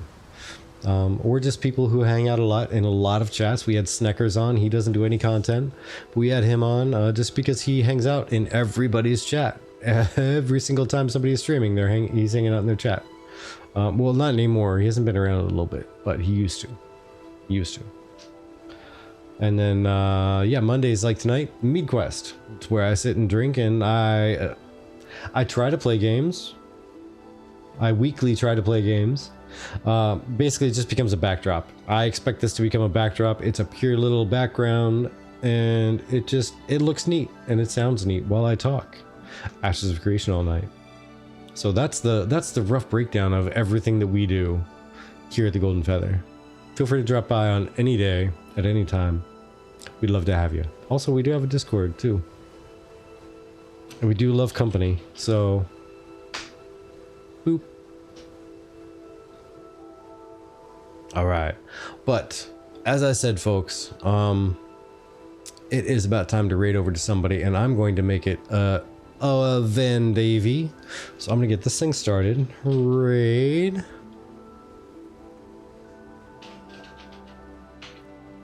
Van Davy. Did I do it right? Oh, no, not like that. There we go. Raid's been created. All right, well, everybody, thank you so much for hanging out with me. It's so very much appreciated.